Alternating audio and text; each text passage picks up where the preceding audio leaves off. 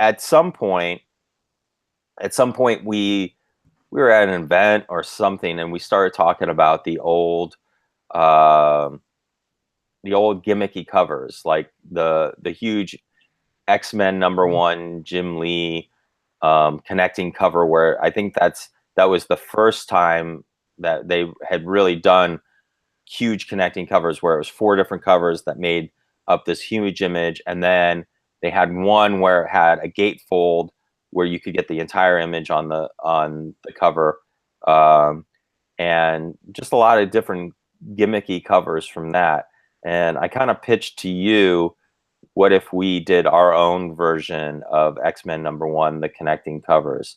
And really, what you came up with, the concept, the thumbnails for that was uh, more, not so much an homage to the X-Men #1 cover, because to that one everyone's facing um, Magneto, and Magneto's the center point of that, but just that each cover had a portion of the next cover on it, so that there was always a piece of one of the characters in the next cover in that image.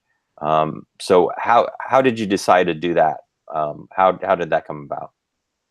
Well, like I had a couple different things, and I was really looking at that image. I was really looking at that. I was looking at that Jim Lee image a lot because I was just like, man, how do you try to remake something like this to where it becomes where people actually are like and go, hey, that looks somewhat familiar without copying the whole thing. Yeah. So I know a lot of people have done it. I was trying to figure out something a little more clever between either drawing, like I know we all had little bad guys that they were all going to fight. Um, and I thought trying to add them into it, but then I was like, oh, this just looks like a giant pinup. And then eventually the one we landed on was just I felt that it was just right enough where it looked like you saw it, it's still a giant pinup, but you look like you got a really good idea of what everyone did and what their kind of role was, what they were playing. Yeah. Um, it's interesting because that Jim Lee picture always like I know everyone. I love that whole like four books or three books it was, but I think there's the one thing that always bothered me about it. That image was like you had Jim Lee, you had Magneto right in that first cover holding his hand, and then it to me it never looked like everyone was kind of looking at him. It always looked like he just plopped down images in different areas and then was like maybe they weren't all together at one time and like maybe Jim Lee was just like I'm going to draw Magneto first. Well, I'll make it look like they're connecting by drawing the same background.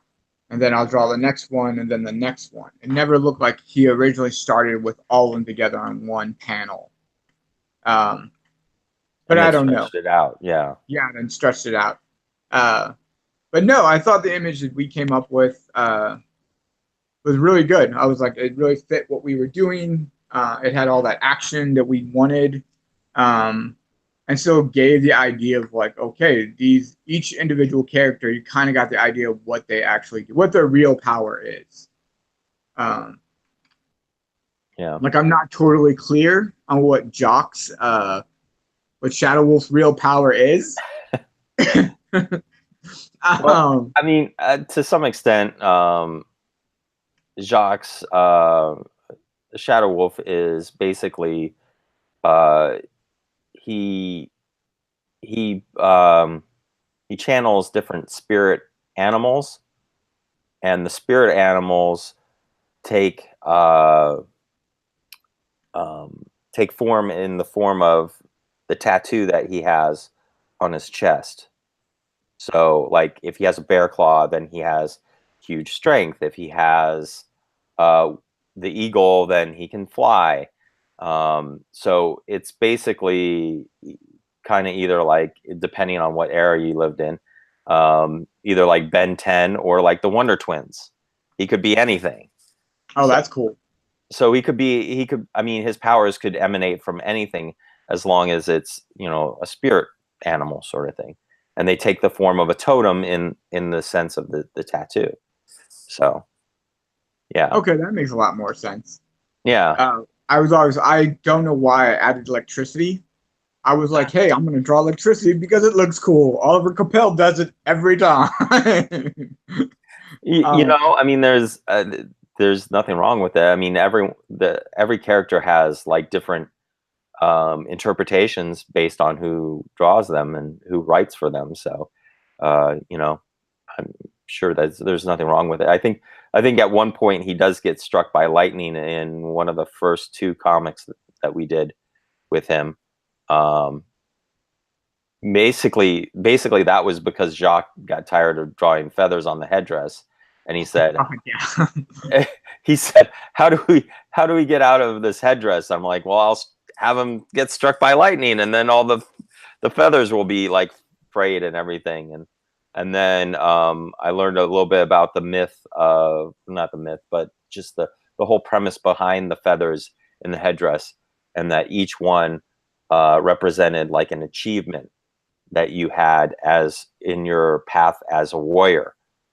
And so I'm like, oh, this is great. So then we have him at the end of this, we have him find one feather and say that he's going to rebuild again, because it had a lot to do with his character and how he was trying to rebuild his life in the future. So, but yeah, so that there's a little bit about Shadow Wolf for everyone.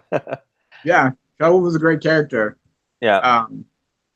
And then it was easy to do the Purge. The Purge's power really isn't the way I look at his power. It's not the ability to teleport anyone, but it's the ability to talk. Oh, really? That's how I look at Purge. His ability. It's not so much that he can do the teleportation. It's all about his mouth. He's like Ralph the Mouth. And that's how I always took at him. That's why he had, like, in the picture that you guys will all see soon, is that he's very flamboyant and very Yeah. out there. He's And